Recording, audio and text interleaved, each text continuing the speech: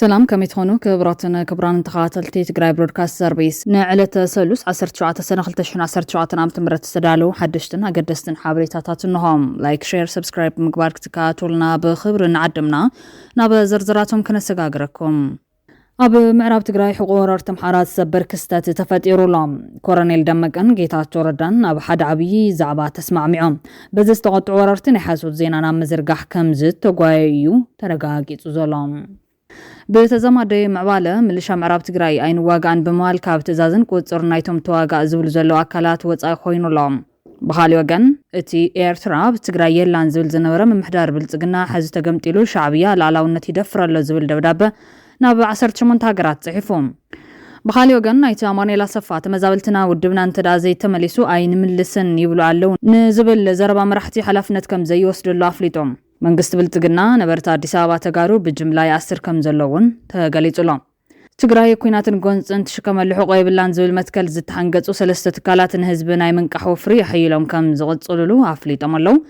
ኣብ ሞዳታ ድማ በኤርትራ እገዳ ከም ዝተገበረ እናተገለጸ ይዘሎ ነዚያቶም ካልኦት ተገደስ ዝብልናይ ምዕባለታትን ከነካፍለኩም ኢና ብቀዳምነት መንግስት ብልጽግና ነበርታ አዲስ አበባ ተጋሩ በጅምላ 10 ከም ዘሎ ተሓቢሮም ኣብተዋን ጽንተታው ኩናት ትግራይ መላ ኢትዮጵያ ዝነውሩ ተጋሩ በጅምላና ተገፈፉ በትግፋ መንግስት ዝተዳለው ምድራዊ ሲኦል ዝመስሉ መዳጎንታት እናተዳጎኑ ብዙሕ ግፍዒ ከም ዝበጽሐን ብዙሓት ተቀቲሎም ብዙሓት ሓሚሞም ብዙሓት ድማ ክሳብ ሕዚ ኣብ ቤት ማሰርት ከም ዝርከቡ ዝፍለጥዮም ኣብዚ ተደሪኾም ርእቶ ዝሃብ ወገናት ድማ ከም ትልሙድ ኣብ አዲስ አበባ ተጋሩና ተገፈፉ ይሰርለው ዕድል ዝገበሩ ድማ ገንዘቦም ተሓዲጎም ይስደዱ ከም ዘለው ዝወጹ ዘሎ ሓበሬታታት የመላኽቶም ሞባይሎም ይፍተሽ ጅቦ يفتش مللي منات حتتو تاكيبهم شايبون كبلو ايو خولن وزتم ابالات بوليس ناي زغفعو منغست بلصقنا كاب تغارو ገንዘብ ንብረት እናሕደጉ ገዛገዚኦም መኪና ገዚኦም ሃፍቲ አኪቦም እዮም እዚ ድማ ሃፍቲ ንብረትን ተጋሩን መውራረት መንግስት ዘመቻቸወሎም ዕድል ይክብልዮም ገለይጦም ዘሎም ሰላም አሓትን አሕዋትን ኣብ አዲስ አበባ ብዝተፈላለዩ ከባቢታት ትግራዋይ ተኮር ግፋት በራቲዑ ከም ዘሎ ተረዳዲና ኣለና ይኹን ዳምበር ከምዚ ዓይነት ዘርአውነትን ይሕጋውን ይሰባውን ካብ ምዃን ላዕሊ ንውዕል ፕሪቶሪያ ስለዝፀባም ምስ ምልከቶም አካላት ፌደራል መንግስት ተውጊዕና له ህዝብ ፍታሕ ከም ዝህቡ ቃላት ይመለው በመዃን ድማ ካብ ተማሰልቲ ሓደጋታት ጥንቃቐና ገበርና በብኸባቢው ዘሎ ሓበሬታ ክትጥቁምና ነፍለጥ ንሕና ከም ባይቶና ፓርቲ ይኹን ከም ኪዳን ብሄራዊ ድሕነት ውዕል ፕሪቶሪያ ውፅኢት ጅግነት ህዝቢ ትግራይ ብምዃኑ ብሙሉነት ንክኽበርና ተቓለስና ንርከብ ኣመራርሓ ባይቶና ክብሮም በርሀውን ኣብ አዲስ ኣበባ ብዝተፈላለዩ ከባቢታት ትግራዋይ ተኮር ግፋት በራቲዑ ከም ዘሎ ተረዲእና ኣለና ይኹን ዳምበር ከምዚ ዓይነት ዘርአውነት ይሕጋውን ይሰባውን ካብ ምዃን ላዕሊ ንውዕል ፕሪቶሪያ ስለዝፀባ ምስ ምልከቶም ኣካላት ፌደራል መንግስቲ ውጊዕና ኣሎ ህዝብ ፍታሕ ከም وقالات يملون بمخان دما كابت ماسلت حدقاتات انقانا قبرنا بخوابي زلو حابريتا كت تقومنا نفلت نحنا خم بايتونا بارتي يخون كم كيدان بيراو دحنت وعلى بريتوريا وتسيت جوجنات حزب تقراي بمخانم بمولونات نكبر نا تقالسنا نركب كبل صحيفو لام تي بوليتيكيا وسيخو على بريتوريا تفرمو حزب تقراي نصراو تنفاس تسفا بمركابهم تخالفنا زبل حيلتات زفطروانا بلا على حزب تقراي مكراز وسخ زلون صمدوم بعتب نقاوم طرح زيكونس او كم زعينت ناي طفات منقد زلو اي حقاوያን ጉጅለታት ናፍርድ ቀርቡ ንጽዋዕ ክብሪ ህዝብናን ዓድናን ንክምለስ ዝኻልና የንግበር ክብል ይጽሒፉ ዘሎም እቲ ኤርትራ ኣብ ትግራይ የላን ዝብል ዝነበረ ምሕዳር ብልጽግና ሓዝ ተገምጢሉ ሻዕብያ ላላውነት ይደፍረለ ዝብል ደብዳቤ ናብ 18 ሃገራት ከም ዘእተወዮም ኣፈኛታቱ ዝገልጽ ዘሎ ብልጽግናን ታይሉ ንዝብል ኣፈኛታቱ ከምዚ ይገልጽዎም ዛሬ የኢትዮጵያ መንግስት ማስጠንቀቂያ ልኳል ከብዙ ትግስት በኋላ ከብዙ ጥረት በኋላ ትግስታችን ተሟጧል የሚል ነው ከሞላ ጎደል የኤርትራ መንግስት ተደጋጋሚ ትንኮሳ እየፈጸመብን ነው ሉዓላዊነታችንን እየደፈረ ነው ዓለም አቀፍ ህግጋትን እየጣሰ ነው አንደኛው ይዘት እሱ ኢትዮጵያ ብዙ ጥረት አድርጋለች የሰላም ስምምነት ለውጡ ሲመጣ ለመገናኘት ጥረት አድርጋለች የአልጀርሱን ስምምነት መሰረት አድርገን ለመንቀሳቀስ ጥረት አድርገናል የአልጀርሱን ስምምነት ሙሉ ለሙሉ ተቀብለን አሁን ቲፒኤልኤፎች መልስ ይስጡበት በዚህ ላይ ጥምዶ መልስ ይስጥ ጥምዶ ሚስተር ጥምዶ አልጀርስ ስምምነቱን ተቀብለ ነው ወይ የተጣመድከው የኢትዮጵያ መንግስት አሁን ይፋ አድርጓል፣ ግልጽ አድርጓል። ውጭ ጉዳይ መስሪያ ቤት እኛ እየተንቀሳቀስን ያለነው የአልጀርሱን ስምምነት መሰረት አድርገን ተቀብለን ነው ብሏል። ጥምዶ አልጀርስ ስምምነት ፈርሷል ነው የሚለው አቃለው። እስከዛ ድረስ ጥምዶ ውስጥ ያሉ ሰዎች ሌሎችም ሊሉ ይችላሉ። ኦፍ ኮርስ ፈርሷል አልፈረሰም ልንነጋገር እንችላለን። ስለዚህ ለውጥ በመጣ ሰዓት በተቻለ መጠን አየር መንገድ እንዲገባ፣ ኮሙኒኬሽን እንዲጀመር፣ ሪፊጂ የኤርትራ ስደተኞችን የምንቀበልበት አሳይለም እንሰጥበት ማህበረሰቡ ጋር ያለ ግንኙነት ስንፈጥር ቆይተናል።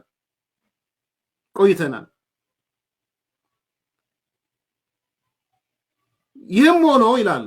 የፌደራል መንግስቱን በኃይል ለመጣል ህወሓት ተንቀሳቀሰ ይላል። በኃይል የፌደራል መንግስትን ወይም በህዝብ የተመረጠ መንግስትን። ከዛ በኋላ ግን የኢትዮጵያ መንግስት ጉዳዩን በሰላም ለመጨረስ የፕሪቶሪያን የሰላም ስምምነት ተፈራረመ። የፕሪቶሪያ የሰላም ስምምነት የኤርትራ መንግስትን አበሳጨው፣ ወደ ብጥበጣ አስገባው ይላል። አንዱ ኮር ምክንያት የኢሳያስ አፈወርቂን መንግስት ያበሳጨው የፕሪቶሪያ ስምምነት ነው የሚል ነው የመንግስት ለእናንተ ለአሜሪካ ለካናዳ ለምናምን የተላከው ደብዳቤ ማለት ለውጭ ጉዳይ መስሪያ ቤት የውጭ ጉዳይ መስሪያ ቤት። ስለዚህ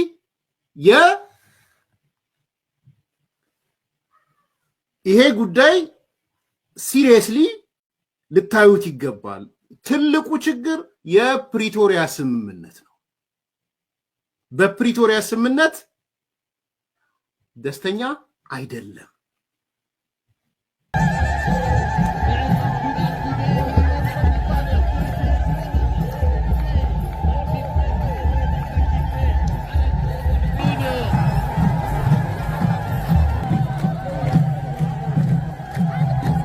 ተጋሩ ኮይና احنا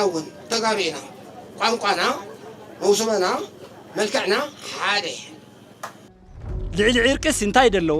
ልዕሊ ሰላም እንታይ ደለዎ ንሕና ከዓ ህዝቢ ምስ ህዝቢ ባእሳ ይነበረናን ባእሲ ይብልናን እና በኸና ተዓርቆ ኣብ ዝተባህልናዮ ሰዓት እና ተባኸና ተዓርቅና ዘላቂ ኮይኑ ክልቲኡ ህዝቢ ከምቲ ቅድሚ ህዝቢ ዝነበሮ ናብ ንቡር ሰላሙ ተመሊሱ ኸይዲና እንደሊ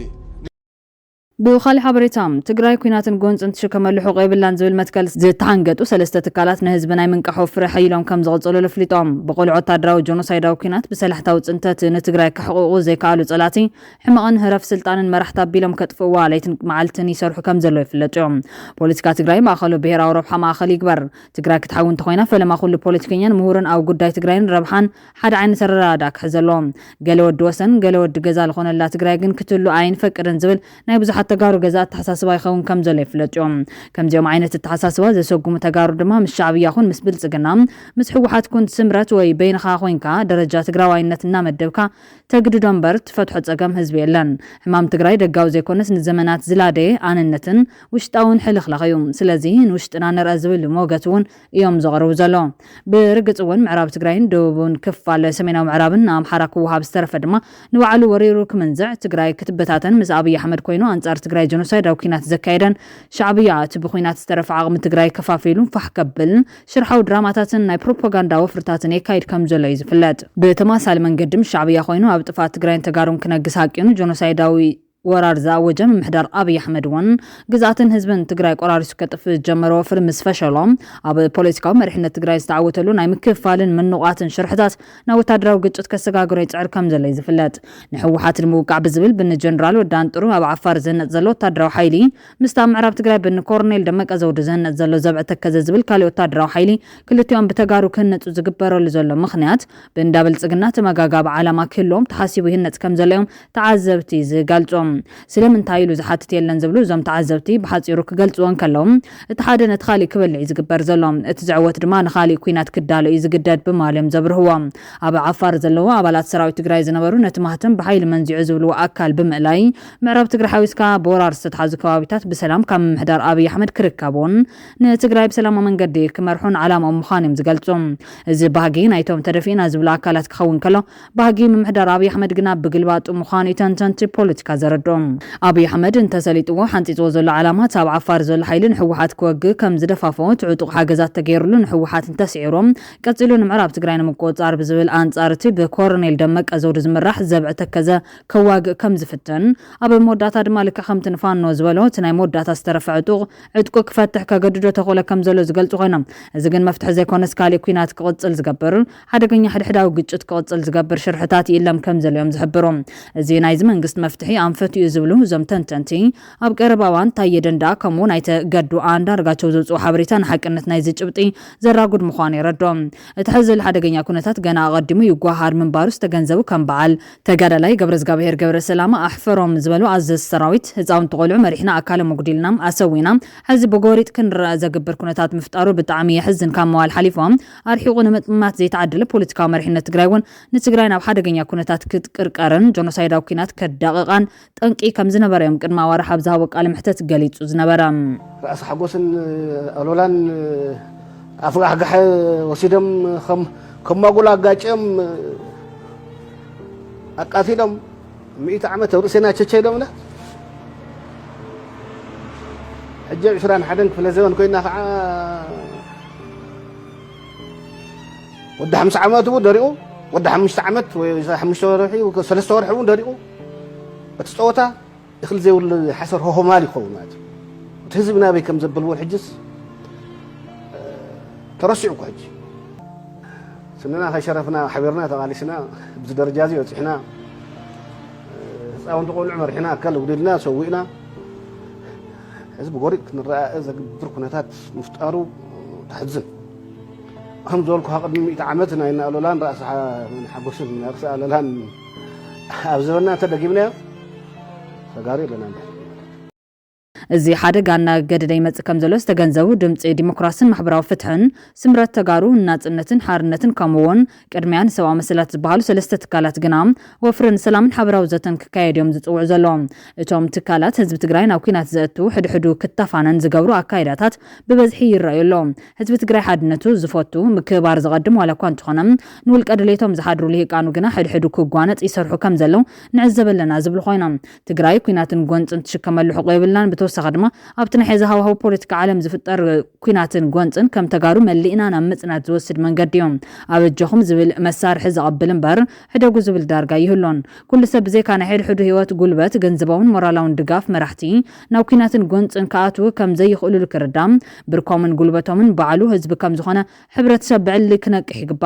ስለዚ ድማ ካብ መራሕትን ላዕሊ ሕብረተሰብ ዝበለፀ ጉልበትን ሓይልን ከም ዘለዎ ክግንዘብ ኣለዎም ሲቪል ማሕበራት ሚድያታት ውድባት ስድራታት ምሁራት ትግራይ ወዘተ ነዚ ተረድዮም ሕብረተሰብ ትግራይ ኩናትን ጎንፅን ናይ ምትራፍ ዓቕሚ ኣብ ኢዱ ከም ዘሎ ከረድኡን ክሰርሑን ይግባእ ክብሉ እዮም ፀዊዖም ዘለዎም ንሕና ስምረት ተጋሩን ናጽነትን ሓርነትን ድምፂ ዲሞክራሲን ማሕበራዊ ፍትሕን ቅድሚያን ሰብኣዊ መሰላት ዝተባሃልና ሲቪክ ማሕበራት እቲ ሕብረተሰብ ዓቕሚ ከም ዘለዎ ንክርዳእ ዓቕሙ ንክጥቀም መንገዲ ንምርኣይ ፃዕርታት ጀሚርና ኣለና ዝብሉ እዞም ትካላት ነዚ ድማ እቶም መራሕቲ ተገንዚቦም ወይ ተገዲዶም ናብ ሰላምን ዘተን ንክመፁ ጽልዋ ናይ ምፍጣር ተበግሶ ሒዝና ወፍሪ ጀሚርና ስለ ዘለና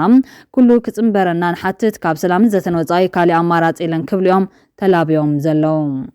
بخالي زينا ملشا معراب تግራይ አይን ዋጋን ከም ዝበሉ ተሰሚዖም ካብ ትእዛዝን ቁፅር ናይቶም ተዋጋ ዝብል ዘሎ አካላት ወፃ ድማ ኮይኑሎም ጸላቲ ካብ ወርሕ ሚያዝያ ጀሚሩ አባይታ ተቀባልነትን ተአማንነትን ስለዛኑ ሕዚ አፍርሕን ጭንቅን ወዲኦም ኣለው ዝደልዩ ዓይነት ዕጡቃት ምንቅስቃስ ይገብሮን መብዛሕትኦም ናብ ጎንደር ባህር ዳር አዲስ አበባ ስድሮም ንብረቶም በአይሱዙታት ብምጽዓን ይኸዱለው ዝብሉ ምንጭታት ናይ ዝሓበሬታ ኣብ ከባቢ ዲቪዥን በሓፈሻ ቆላ ጣብያታት ዝነበሩ አማሓደርቲ ካብ ዘለዎም ስጋት ዝብገስ ካብተን ገጠር ጣብያታት ናብ ከተማ ዳንሻ ስድሮም ንብረቶምን ሒዞም ኣመታው ከም ዘለዎ ገሊጾም ብዘካ ዳንሻን ከተማ ንጉስን ኩለን ገጠር ጣብያታት ቆላን ደጓን ብመንነቶም ዘይፍለጡ ዕጡቃት ተወሪራን የንዘለዋ ኣብዘን ከባቢታት ዜን ዕጡቃት ወረርቲ ይኹን ሰራዊት ኢትዮጵያ ይንቀሳቀሱን ህዝቢ ኣብ ሓደጋ ወዲቆሎ ዘድሕኑ ኣካል የለን ኣደዳ ሊያቡን ሸፋቱን ኮይኑሎ ብሽም መኽበር ሰላምን ዘብዕ ተከዘን ተባሂሉ ሓፀር ስልጠናት ዋሂብ ዝተወደበ ወራር ሓይሊ ካብ መላ ኢትዮጵያ ከባቢታት ኦሮሚያ ቤንሻንጉል ጉሙዝ ካልኦትን ተፈናቂሎም ኣብ ምዕቆብ ማእከላት ኣምሓራ ዝነበሩ ምዃኖም እዩ ተሓበሬታ ዘመላኽት ዝተመዛበለን ዝተሰደደን ህዝብ ምዕራብ ምስ ጸጥቱን ምምሕዳራዊ ማሕበሩን ከይመለስ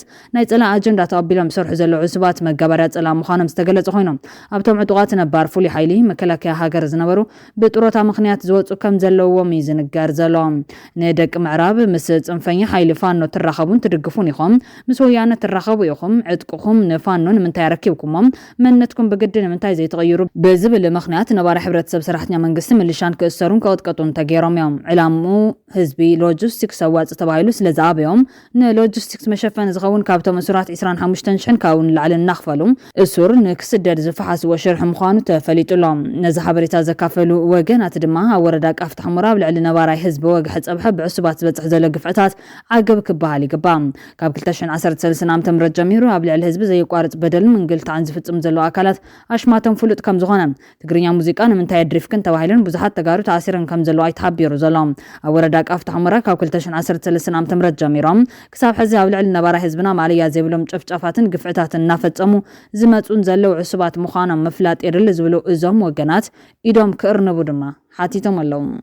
بخالي زينا ايتا مانيلا صفات مزابلتنا ودبنا انتدا زي تمليسو اين ملسن يبلو علو نزبل زربا مرحتي حلفنت كم زي يوسر لفليتوم تكال صلال سيفيل محبرسم معراب تግራይን ኣብ ቤት ጽሕፈት ሕወሓት ኣብ ዝላኸ ደብዳቤም ብውዕል ፕሪቶሪያ መሰረት ብዘይ ወዓል ሕደር ብዘይ ምንም ቅድመ ኹነት ውሕስኖት ሓልዮም ናመረበቱ ኣብ ክንዲ ምምላስ ኣጉል ተስፋ እናተዋሃቦ ብኩሉ ሸነኽ ናይ ፖለቲካ ትሕጃ ክኸውን ተገይሩ ከም ዝበለም ኣይርስዓን ኣብዚ ደብዳቤ እዚ ብገለል ዓልወት ኣመራርሓ ውድብ ከይድሓነት ተማዛባሊ ኣይምለስን ዝብል ማረምታ ክትብሉ ብጽኑዕን ሓትት ክብልውን ሓቲቱ ነይሩ እዩ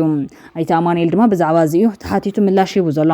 ኣብ ፖለቲካዊ ቁርቆስ ዝጸንሑ መራሕቲ ሕወሓት ጉዳይ ተመዛበልቲ ቀንዲ ዛዕቦም ኣይገበሩን ተባሂሎም ብሰፊሑ ዝንቀፉ ኮይኖም ምስ መንግስቲ ፌደራል ክካሰሱ ተራእዮም እዮም ቢቢሲ ትግርኛ ብዚ ጉዳይ እዚ ምክትል ፕረዚደንት ጊዜያዊ ምሕዳር ትግራይን ምክትል ኣቦ ወንበር ሕወሓትን ኣይታ ኣማኑኤል ኣሰፋ ዘራሪቡ ሓድሽ ሓበሬታት ዘርግሐ ኮይኑ ንኣስታት 5 ዓመታት ኣብ ዳስ ዝርከቡ ተመዛበልትን ኣመረበቶም ዘይተመለሱሉ ቀንዲ ምኽንያት እንታይ እዩ ንዝብል ሕቶም ኣይታ ኣማኑኤል ምላሽ ይብሎም እቲ ሓደ ምኽንያት ብ2015 ዓመተ ምህረት መጋቢት ዝተጣየሸ ጊዜያዊ ምሕዳር ናብ መሰረታዊ ብሄራዊ ረብሓታት ህዝቢ ትግራይ ከኣቱ ይካለን እቲ ጊዜያዊ ምሕዳር ንብሄራዊ ረብሓታት ህዝቢ ትግራይ ወኪሉ ምስ መንግስቲ ኢትዮጵያ ክሰርሕ እዩ ሓላፍነት ተዋሂብዎ ነይሩ እንተኾነ ግን ብሄራዊ ረብሓታት ህዝቢ ትግራይ ኣብ ምህጋር ይሕሊፎ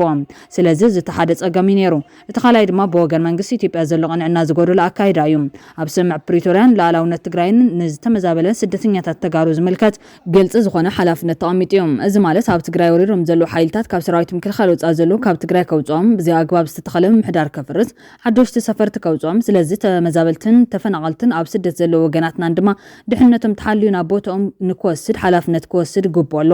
ስለዚ ዝክፍጽሞ ይካለን ኣብ ዘሎ ሓይልታትን ከይወጹ ናብ ሪፈረንደም ክኸዱ ፕላን ኣውጽኢሎም እቲ ጸንሐ ጊዜያዊ ምሕዳር ድማ እዚ ፕላን ከውጹን ከለው ኣካለት ምንቅስቓስ ኮይኑ መንግስቲ ፌደራል ካብ ስምዕ ፕሪቶሪያ ብዘፈንገጠ መልክዑ ኣብ ምዕራብ ትግራይ ሓደሽቲ ዕጡቃት የሰልጥነሎም ስለዚ ውሽጣዊ ጸገም መንግስቲ ኢትዮጵያ ንስምዕ ፕሪቶሪያ ብቕንዕና ዘይምትግባርን እዞም ወገናት ከምቲ ዝፈርሕዎ ዘሎ ከምቲ ንፈርሖ ዘለናን ሓምሻ ክረምቲ ኣብ ምዕቆብ ጣብያታት ኣብ ብጣዕሚ ጸጉም መነባብሮ ከይሕልፉ ስጋት ተፈጢሩሎም ክብል ምላሽ ይቦም ቢቢሲ ኣመራርሓ ሕወሓት ነቲ ጊዜያዊ ምሕዳር ትኸስዎ ኣለኹም መንግስቲ ፌደራል ድማ ተመዛበልቲ ከይምለሱ ሕወሓት ተመዛበልቲ ጆ ሒዙ ይጣልዐሎም ኢሉ ይኸሰኩም እዮም እቲ ጊዜያዊ ምሕዳር ዝነበረ ኣካል እውን ብፍላይ ድማ ብቲ ንልዕሊ 60 መዓልታት ዘካየድኩም ኣኼባ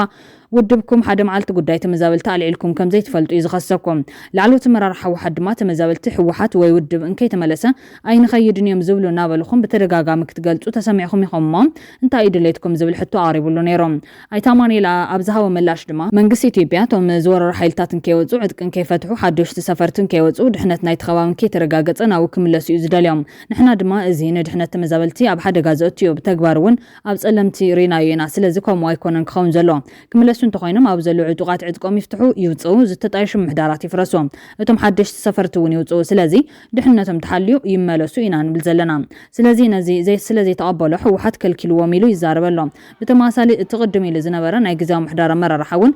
ዘረባ ይደግሞሎ ምክንያቱ ኣብ ጸለምቲ እዚኣ ገይርዋ ህዝብና ኣብ ሓደጋ ወዲቖም ዳግም ተፈናቂሉ እዩ ስለዚ ከምታ ናይ ጸለምቲ ዘይትኸውን ኢሉ ስለዝኣምን እዚ ኣይብሉለው ንሕና ተመዛበልቲ ከይምለሱ ንገብር እንታይ ንምርካብ ክብል ዝመለስ ካሊ ሕቶ ቢቢሲ ድማ ንምንታይ እዩ ኣብ ቦምበር ዶክተር ደብረጽዮን ገብረ ሚካኤልን ሓላፊት ቤት ጽሕፈት ሕወሓት ወይዘሮ ፈትለወርቅን ተመዛበልትና ውድብና እንተዳ ተዘይተመሊሳ ኣይንምለስን እዮም ዝብሉ እናበሉ ኣካል ፖለቲካ ምንቅስቃስኩም ዝግበር ዘሎ ክብል እዩ ሓቲቶም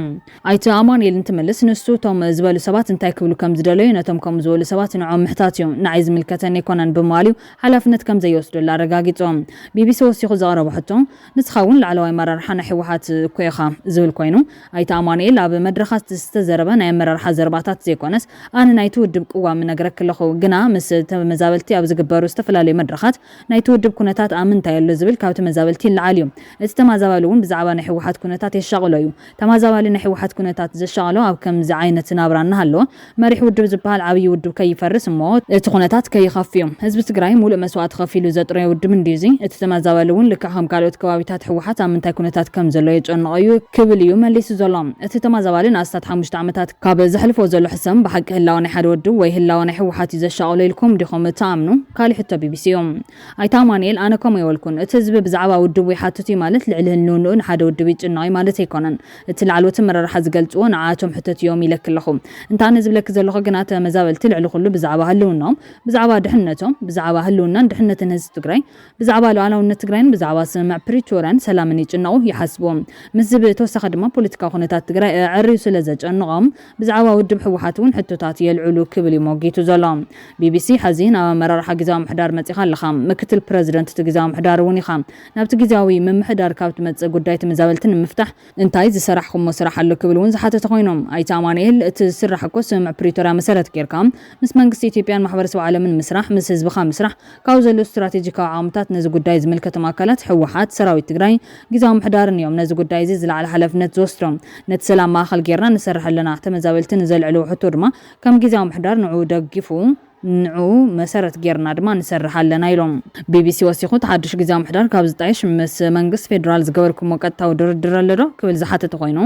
ኣይተ ኣማኑኤል ክምልስ እንከሎ ብመሰረት ስምምዕ ፕሪቶሪያ ከምቲ ትርእዮ ዘለኺ ፓነል ሕብረት ኣፍሪካ ኣይተኣከበን ብተደጋጋሚ ጻውዒት ቀሪብሉ ብተደጋጋሚ ካብ ትግራይ ደብዳቤታት ተጻሒፍሉ ግን ኣይተኣከበን ምስ መንግስቲ ኢትዮጵያ ብዘለዉ ክልታዊ ርክባት ግን ግዛዊ ምሕዳር ነቲ ጉዳይ የልዕሎ እዩ ተመዛበልትን ኣብ መረበቶም ንክመለሱ ድማ ይሓትት እዩ ዝብል ምላሽ ይብሎም እቶም ተመዛበልቲ ክሳብ እቲ ናትና ትብልዎ ቦታ ኣብ ጽሑና ሞ ናይ ባዕልና ውሳነ ክንውስን ዝብል ሕቶታት የልዕሉ ኣብዚ ዝህልወኩም ቅዋም እንታይ እዩ ካሊ ሕቶ ቢቢሲዮም ኣይተ ኣማኑኤል ሕዚ እንታይ ይመስለኪ እቶም ተመዛበልቲ ዘለዉ ህይወት ሲኦል እዩ ስለዚ ተመዛባሊ ብጣዕሚ ተማሪሩ ብጣዕሚ ኸፊዎ መማረፂ ሲኑ ዝገበሩ ይግበሩ ዓይነት ሕቶታት ካብ ውሕድ ዘይኮነ ሰብ ይለዓል እዩ ስቑኢልና ክንከይድ ኢና ማለት እኮ መስዋዕቲ ክንከፍል ኢና እዩ እኮ ዝብለና ዘሎ እምበር ናበይ ክኸይድ ሕርሽኡ ገዛውቱ ስርሑ ተታሒዙ እዩ ስለዚ ኸይድና ክንልቀኦም ኢና እዩ ዝብል ዘሎ እምበር ሰተት ኢልና ኣቲና እቲ ቦታ ክህቡና እዮም ኣይኮነን ዝብል ዘሎ እቲ ተመዛባሊ ክምለስ እንተኾይኑ ድሕነቱ ብዝተሓለወ መንገዲ እዩ ክኸውን ዘሎ ከመይ ጌርና ስቑኢልና ክንሰዶም ኣብ ዝሓለፈ ይፈተን ተባሂሉ ናብ ጸለምቲ ተሰዲዶም እኮም ጆኖሳይድ ዝፈጸሙሉ ኣብኡ ጸኒሖም ከቢድ ግፍዒ ተፈጺምዎም ተመሊሶም እዮም ተመዛቢሎም ክብል ይምላሽ ይቡ ዘሎ ቢቢሲ ሓዚ እቲ ዝነበረ መንግስቲ ወይ ናይ ሕወሓት ምሕዳርን ከይተመለሰ ተመዛበልቲ ንባዕሎም ወኪሎም ንዝወስድዎ ውሳነ ተቐበልዎ ዶ ዝብል ሕቶ ዘቕረበ ኮይኑ ኣይተ ኣማኑኤል ናይ ሕወሓት ምሕዳር ጉዳይ እኮ ኣይኮነን እዚ ጉዳይ እዚ ብዛዕባ እቶም ኣብኡ ዘለዉ ዕጡቃት እየ ዘውግዕ ዘለኹም እቶም ኣብኡ ዘለዉ ምሕዳራት ኣይኮኑ እንዲኦም ነቲ ህዝቢ ኢዱን እግሩን ኣሲሮም ናብ ተከዘዘተዎም እቶም ኣብኡ ዘለዉ ሰባት ኣይኮኑ እንዲኦም ገዝኡ ሕርሽኡ ናይ ቢዝነስ ስራሕቱን ወሪሮሞ ዘለው እዚ ጉዳይ ዝከቢድ እዩ ተማዛባሊ ንስኻትኩም ዝገበርኩም ገርኩም መልሱና ሓላፍነት ወሰዱ መንግስቲ ይኹም ይኮ ዝብለና ዘሎ ይዝብል ናይ መወዳእታ ክልተ ሕቶታት ቢቢሲ ክሳብ ሕዚ ዝተኻየደ ክዮዶታት ን5 ዓመታት ዝኣክል ንተመዛበልትን መረበቶም ክመልስ ይካለን ካብ ሕዚ እንታይ ኢኹም ክትገብሩ ክብል ዝሓተተ ኮይኑ ኣይተ ኣማኑኤል ድማ ኣይተመለሱን እወ ኣይተመለሱን ተመዛበልታ ብፀገም ኣለው ንሪኦ ዘለና ፀገም እዩ ናይ ህዝቢ ትግራይ ፀገም እዩ ናትና ፀገም እዩ ዘለ መማረፂ ክልተ እዩ እቲ ሓደ ምስ መንግስቲ ኢትዮጵያ ተቀራሪብካ ኩሎም ናይ ሰላም መንገድታት ምፅንቃቅ እዩ ወይ ከዓ ብዘይ ሰላማዊ መንገዲ ምኻድ እዩ ሕዚ ዘሎ ዝሐሸ መማረፂ ግና ብሰላማዊ መንገዲ ስምዕ ፕሪቶሪያ ጌርካ ምስራሕ እዩ ንሱ ኢና ንገብር ዘለና ዝብል ምላሽ ሂቦም ኣብ መወዳእታ ብዘይ ሰላማዊ መንገዲ ትብሎ እንታይ እዩ ኣይተ ኣማኑኤል ብዘይ ሰላማዊ መንገዲ ዳ ስምዕ ፕሪቶሪያ እንተፈሪሱ ኩናት እዩ ዝኸውን ንሱ ከዓ ይዋፅን ህዝቢ ትግራይ ጆኖሳይድ ዝኸፈለሉ ከቢድ ኩናት ስለ ዝኾነ ናው ከይንምለስ ናብ ኩናት ንኸይናቱ ኢና ፃዕሪ ንገብር ዘለና ዝብል ምላሽ ሓሳቡ ዛዚሙሎም ብኻሊ ዜና ኮሎኔል ደመቀን ጌታቸው ረዳን ተስማዕሚዖም ኣብ ዞባ ምዕራብ ትግራይ ዘሎ ወራሪ ሓይሊ ኣምሓራ ብሰላማዊ መንገዲ ከም ዘይወፅእ አንጸባሪቑሎም ኣብቲ ናይቲ ማል መገሻ ኣይተ ጌታቸውን ኣረጋ ከበደን መድረኽ መሪሕነት ኣምሓራ ርስተኛ ንምዃን ተዳሊሎም ወሪሩ ንዝሓዘ መሬት ብደም ዝተታሕዘ መሬት ንማን መሕሊፍ ናይ ንህብን ክብል መንግስቲ ትኽልል እውን ተዛሪቦም ኣብይ ኣሕመድ ኣብዚ ጉዳይ ኢዱን እግሩን ክስሕብ ናይ በዓል ጌታቸው ረዳ ዲፕሎማስያዊ ጻዕሪ ወሳኒ እንትኾን እቲ ግዛኣትና ወሪሩ ሒዙ ትግራዋይ ብምክፋል ስልጣኑን ረብሑን ክቐጽል ዝደሊ ዘሎ ጸራሪ ካብ ሙጻእ ግድን ይኸውን ምዕራብ ትግራይ ናይ ትግራይ ብዝኾነ ታሪክ ኣጋጣሚ ናይ ኣምሓራ ኮይኑ ይፈልጥን ኮሎኔል ደመቀ ዘውድ ድማ ካብ ምስ ናይ ኣምሓራ ልሂቅ ምስ ጌታቸው ረዳ ክሰርሕ ዝምባለ ከም ዘርአዩ ዝግለጽ ዘሎ ነዚ ዝተዓዘቡ ተጋሩ ናይ በዓል ኣረጋ ንዓና ድቃስ ዝኸለ ምዃን ምግንዛብ የድሊ ምዕራብ ትግራይ ኣብዚ ሕዚ ሰዓት ክንምለስ እንተዘይክኢልና ፅባሕ ኣክሱምን ማጨውን እውን ክንህቦም ኢና ማለት እዩ መሪሕነት ኣምሓራ ብባህሪኡ ወራሪ ክብሉ እዮም ገሊፆም ዘለዎም ንናይ ኣይተ ጌታቸው ረዳ ጉዕዞ ብኣወንታ ዝተቐበለ ነቲ ናይ ኮሎኔል ደመቀ ዘውድ ጉጅለ ብዝኾነ ይኹን መንገዲ ዳግም ደም ናብ ምፍሳስ ምምላስ ዘየድሊ እዩ ኣብ ዝብል ከም ዝተስማዕምዕ እዩ ዝግለጽ ዘሎ በዚ ምስምዕማዕ በዓሉ ዓብይ ፀጋ ኮይኑ ፌደራል መንግስቲ ዝምንቅስቃስ ከዓቢ ምስ ግዜያዊ ምሕዳር ትግራይ እውን ክሰርሕ ድፍኢት ምግባር ምዃኑ እዮም ኣብቲ ናይቲ ማል መድረኽ ነቶም ምዕራብ ትግራይ ብዘይ ሕጋ መንግስታዊ መስርሕ ብሓይሊ ተወሲዶም ብሓይሊ ወሲድና የለና ዝብሉ ዝነበሩ ወረርቲ ሕቆት ሰብር መርገጽ ዝሓዙ ተወለድቲ ምዕራብ ትግራይ እቲ ጉዳይ ናብ ሕገ መንግስታዊ ቦትኡ ክምለስ ምሕታቶም ስዒቦም ኣይተ ጌታቸው ረዳ ዘይበሎ ፀብጻብ በማዕከናት ዜናታቶም ክጽብጽቡ እዮም ተራእዮም የማንነት ጥያቄያችን እስካሁን ህጋዊና ሀገራዊ ዕውቅና ለማግኘቱ ተገቢ አይደለም ነው ያሉት ከዚህ ባለፈም በደም የተገኘው ነጻነት በኃይል ለመንጠቅ የሚደረግን እንቅስቃሴ የማይቀበሉት መሆኑንም ተሳታፊዎቹ ተናግረዋል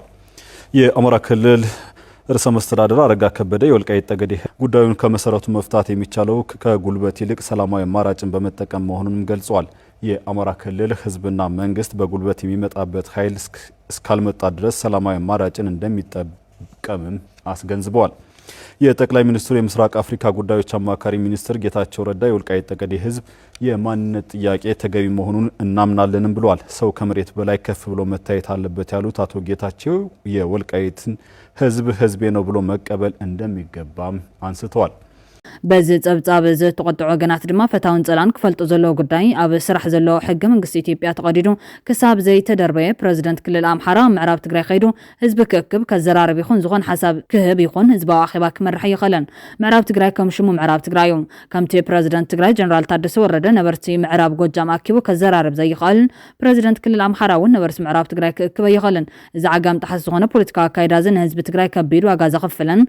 ሕገ መንግስታውን እዩ ኩልና ብንቕሓት كتاتلون كن جنزبون زجبا حزبن عدن بحجن سرعة دامبر بيخون يخون يمرحن إذا كايدا زلو من دحر زي أريم نايون زي استخاخل نايون إمانون صباح بريزيدنت كل الأمحرة أرجع كبدم غالمات إنه كابين جزام حرارة تجري أكيبة كزرار بيكبلكم يوم كاب مربتهم استمزاول وجناتنا كبروا من مولود حنتهم من تحليهم بمسألة حق من قصة سرعة إثيوبيان وعلى بريتوران كي تشرارفون مربتهم كملوا سيج بازبل ترير ملخت يوم عم حلالفهم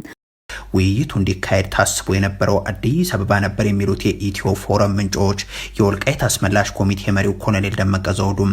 አቶ ጌታቸው ረዳም የክልሉ መሪ በነበሩ ጊዜ ከርሳቸው ጋርም ሆነም በወቅቱ መከተላቸው ከነበሩትና አሁን የትግራይ ጊዜያዊ አስተዳደር ፕሬዝዳንት ከሆኑት ጀነራል ታደሰ ወረደ ጋር በተደጋጋሚ ተነጋግረው እንደነበር አስታውሷል። ኮሎኔል ደመቀ ዘውዱም አሁን በተካሄደው ስብሰባ ላይ ይህንኑ አስታውሰው መግለጻቸው ታውቋል። ኮሎኔል ደመቀ ዘውዱ ስለ ተፈናቃዮች እንዲመለሱ የሚደረግበት እንቅስቃሴ ሲናገሩ ከአቶ ጌታቸው በኩልም ጥያቄ ሲነሳላቸው አዲስ አበባ ኮሚቴዎችን ይዤ መጥቼ እንነጋገር፣ የፌደራል መንግስቱ ይሁንታ የሚሰጠው ጉዳይ ከሆነ እስማማለሁ ማለታቸውን ተከትሎ አዲስ አበባ ሊደረግ የነበረው ውይይት እንደሆነ ምንጮቹ አስታውሰዋል። ይሁን እንጂ የአማራ ክልሉ ፕሬዝዳንት አቶ አረጋ ከበደ እኔም መሳተፍ ይገባኛል፣ እኔ ሳይነገረኝ እንዴት እነደመቀ ዘውዱ ወደ አዲስ አበባ ይሄዳሉ ማለታቸውን ተከትሎ ውይይቱ እዛው በሁመራ እንዲካሄድ ተወሰነ ሲሉ ማክሏል። በዚህም አቶ ጌታቸው ረዳ አውሮፕላን ይዘው ባህር ዳር ከደረሱ በኋላ የአማራ ክልል ርዕሰ መስተዳድሩ አቶ አረጋ ከበደን አሳፍረው እንደገና ወደ ሁመራ መብረራቸውን ሰምተናል። በሁመራ ውይይት የተፈናቃዮችን መመለስ በማስመልከት ስምምነት እንደተደረሰ የሚያነሱት ምንጮቻችን የስብሰባው ዝርዝርንም ያብራራሉ። ተሰብሳቢዎቹ የኮሎኔል ደመቀ ዘውዱ ኮሚቴ አባላት ሲሆኑ ቁጥራቸው 60 ይደርሳል የተባለ ሲሆን እንዲናገሩ እድል የተሰጣቸውም ለአመታት ተበድለናል፣ ተገፍተናል፣ የማንነት ጥያቄ ያለን፣ ምዕራብ ትግራይም እያላችሁ አትጥሩን የሚል ንግግር ሲያደርጉ ቆይተዋል ተብሏል። አቶ ጌታቸው በትግርኛና በአማርኛ ንግግር ባደረጉበት በዚሁ መድረክ ላይ ተሳታፊዎች በሁለቱም ቋንቋዎች ይደመጥ በነበረው የአቶ ጌታቸው ረዳ ንግግር ሲያጨበጭቡ እንደነበርም ሰምተናል። ደፍረህ መምጣትህ ለሰላም ያለህን ዝግጁነት ያሳያል በሚል የኮሚቴው ሰዎች ተናግረዋልም ተብሏል። አቶ ጌታቸው ረዳ በበኩላቸው እኔ የመጣሁት ይህንን ጉዳይ ለመስራት የሚያስችል ስልጣን ኑሮኝ አይደለም፣ ይሁን እንጂ የጊዜያዊ መንግስቱ ፕሬዝዳንት በነበርኩበት ወቅት ተፈናቃዮች እንዲመለሱ ያወጣነው እቅድ አለ፣ እርሱ እንዲፈጸም የበኩሌን ለማበርከት ነው በማለት የማንነት ጥያቄ ያለ ብዬ በግል ያላምንም፣ ይህ ጥያቄ ካለ ግን በህግ መመለስ ይኖርበታል፣ ኢኮኖሚያዊ በደል እንዳለ ግን አውቃለሁ፣ እዚህ የተገኘውትም ሰላማዊ በሆነ መንገድ እንድንፈታው መስማማታችሁን እንድታሳዩ ለመነጋገር ነው፣ ቋንቋችን የመቀራረብና የሰላም እናድርገው ሲሉ ተናግረዋል ተብሏል። ካልኦት ድማ ተጋሩ ፈጺሞም ከቀበልዎ ዘይብሎም ምዕራብ ትግራይ አካታዕ ከባቢ እዩ ዝብለን ሻዕብያ መሬትና እናሃለወ ህዝቢ ኤርትራን ህዝቢ ትግራይን ተራኺቦም ዝብሉን ክልቲኦም ብመሬት ትግራይ ቁማር ምጭዋት እዮም። ሻዕብያ እውን ይውፃእ፣ ኣምሓራ እውን ይውፃእ፣ ዘውፅኦም ድማ ፌደራል እዮም። ብሰላማዊ መንገዲ ኩልና ተጋሩ ንቃለስ ተመዛበልቲ ምምላስ እንተተኻኢሉ ግን በይዛኻትኩም ተሃላሊኽና ከይንኸልፎም ነጥቢ ምቁፃር ብተመዛበልትና ደው ይበል ክብሉ እዮም ተራዮም ዘለዎም። ኢትዮ ፎረም እቲ ናይ ኣምሓራ ሚድያ ዝዘርጉ ሓበሬታ ሓሶት ምዃኑ ዘረጋግፅ ሓበሬታ ዘርጊሑ ነይሩ እዮም። ሎሚ ድማ ጌታቸው ረዳ ኣብ ቅድሚ መንነት መለስቲ ኮሚቴ ኣብ ወልቃይት ይኹን ፀገዴ ናይ ልምዓት ሕቶ እምበር ናይ መንነት ሕቶ ኣሎ ኢለ ኣመንን ከም ዝበለ እዩ ንኣዲስ ስታንዳርድ ገሊፁ ዘሎ። ኣቐዲሙ እውን ረዳ ሓለፎም ኣብ ኣዲስ ኣበባ ኣካታዕ ዝበሃል ቦታ የለን ትግራይ ተሓቶ እምበር ትምልሶም መሬት የለን ክብል ኣብ ኣፎምን ኣብ ግንባሮምን ከምዚ ብምዝራብ ግልፂ ዝገበሩ ኮይኖም ካብቲ ግዛትናን መሬትናን ብሰላም ውፁ ዝብል መልእኽቲ እዩ ዘለዎ። ነዚ ኣውንታዊ ተበግሶ ፅቡቅ ጅማሩን ድፍረትን እዩ። ግዛት ትግራይ ንምህጋር ዝግበር ምውዓል ክሳብ ዘየለም እቲ ነገር ብኸመይ ንፍትሕ ኢልካ ንምልዛብ ምድፋር መወዳእቱ ብዘይገድስ ፅቡቅ ተበግሶ እዩ። ከም ፀብጻብ ኢትዮ ፎረም እንተኮይኑ ናይ መንነት ሕቶ ኣሎ ኢልካ ከም ዘይተኣመን እንተሃልዩ እውን ዳሕራይ ብሕገ መንግስቲ መሰረት ክልዓል ዝኽእል ኢልካ ብግልፂ ነቲ ኣከባቢ ብትግርኛን ኣምሓርኛን ምንጋርካ እውን ፅቡቅ ነገር ይመስል። ሕዚ ብዕላ ኣጀንዳ ኮይኑ እቲ ከይዲ ርክክብ ከመይ ይፈፀም ዝብል ናብ ክርክር ይእተሎ ማለት እዩ። ድሌት ዝተፈላለዩ ሓይልታትን ነበርትን እንታይ ከም ዝኾነ እውን ብዕልን ክፍለጥ ዕድል ዝህብ እዮም። ሕዚ ንትግራይ ዝሓልፍ ኩሉ ብዕምቆትን መርትዖን ካብ ሕጫጨ ብድዐ ፀርፍን ምፍርራሕን ወፂኡ ህዝቡ ከረድም ቀጻላ አንፈትካሪ ግዛቱ ከውሕስ ነታ ኣብኡ ዝነብር ዘሎን ተመሊሱ ዝኸይድን ድማ ውሕት ፀጥታ ሰብኣዊ መሰልን ምሕደራን ብዘረጋግፅ ሓሳብ ክቐርቡን ምትእማን ክፍጠርን ክስራሕ ይግባእ ዝብል ሓሳብ ቀሪቡሎ። ነዚ ሓሳብ ዘቕርቡ ወገናት ድማ ዕላምኡ ግዛት ትግራይ ከይተቆራረሰ ንምውሓስን ህዝቢ ናብ መንበሪኡ ከኣቱን ኮይኑ መንገዱ ግን ፖለቲካዊ ብስለት ዝረኣየሉ ክኸውን ይግባእ። ንፖለቲካዊ ጥቕሚ ጉጅለታት ሓይሊ ክበሃል ዝግበር ሃልክን ጠቐነን ጠጠው ክብል ኣለዎ። ብፍርሕን ሽርሕን ዝፍታሕ ነገር ክህሎ ይኸለን። ስልጣን ከየምልጠና ንሕና እንተዚሒዝናዮ ካልኦት ከበላሽው ወይም ዝዓይነቱ መለኻኽታ እውን ጡረታ ክወፅእ ኣለዎ። ኩሉ ክሕዞ ዝግባእ ተግባር እዩ። ውድባት ሲቪክ ማሕበራትን ትካላትን ትግራይ ሕዚ ንፁር ኣንፈትን ምስተው ዝነብር ዘሎ ህዝቢ እውን ዝርርብን ክትገብሩ ይግባእ። ካልኦት ሓይልታት እውን እዚ ነገር ከቐበሉን እቲ ጉዳይ ትግራይ ምዃኑ ከኣምኑን ሎቢ ናይ ምግባር ስራሕ ንዓኻትኩም እውን ዝምልከት እዮም። እከለን ተበላሽዎ ይተሓተተሉ ዝዓይነቱ ፖለቲካ ዓድኻ ምስ ተሃገረ ተሓተት ኣይትተሓተት ትርጉም የብሎን። ብዝኾነ ሕዚ እቲ ጉዳይ ተነኺኡሎም ተራጊምካን ኮኒንካን ዝፍታሕ ኣይኮነን ኣብ ቀጻሊ ንረብሓኻ ዘረጋግፅ ኣንፈት ምርብራብ ጥራሕ ይመፍትሑ።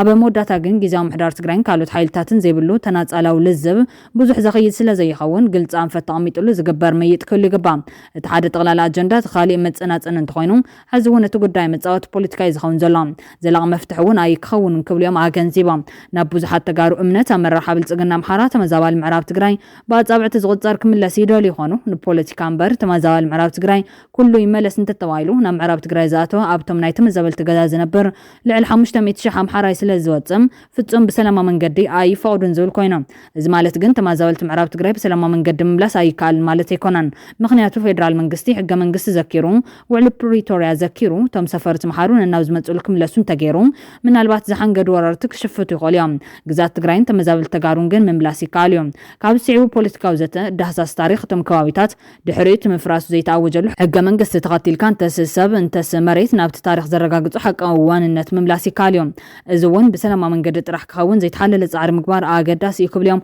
ኣገንዚቦም ዘለው ኣብ ኤርትራ እገዳ ከም ዝተገበረ ተገሊጾም ጉጅለ ህግደፍ ናይ መገሻ ቪዛ ከም ዛገደ ፍሊጦም ጉጅለ ህግደፍ መንገዲ ቤት ሃይማኖታዊ ጉዳያት ተቢሉን ኣብ ካቶሊካዊት ቤተክርስትያን ኤርትራ ከምኡውን ወንጌላዊት ሉተራዊት ቤተክርስትያን ኤርትራ ዝላኾ ደብዳበ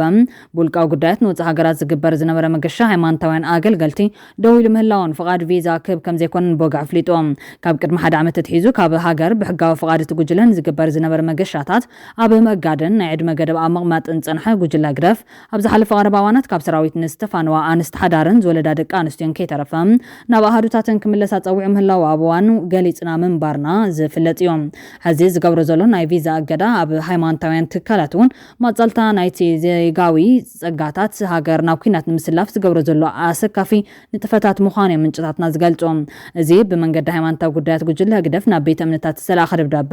ብዘይካ ልዕሊ 75 ዓመት ዝዕድሜ ሽማግለታትን ኣብ ወፃኢ ሃገር ንክሕከሙ ካብ ሚኒስትሪ ጥዕና ፍቃድ ቦርድ ዝረኸቡ ዜጋታትን ካልኦት ፍቃድ ቪዛ ክረኽቡ ከም ዘይኮኑ ዘነፀረ ኮይኖም ናይ ሕክምና ፍቃድ ንዘሎም ዜጋታት ዝዋሃብ ፍቃድ እውን ወረቐቶም ብቤት ጽሕፈት ሃይማኖታዊ ጉዳያት ኣቢሉ መሰኔታ ደብዳበ ረኺቡ ናብ ክፍሊ ኢሚግሬሽን ድሕሪ ምኻዱ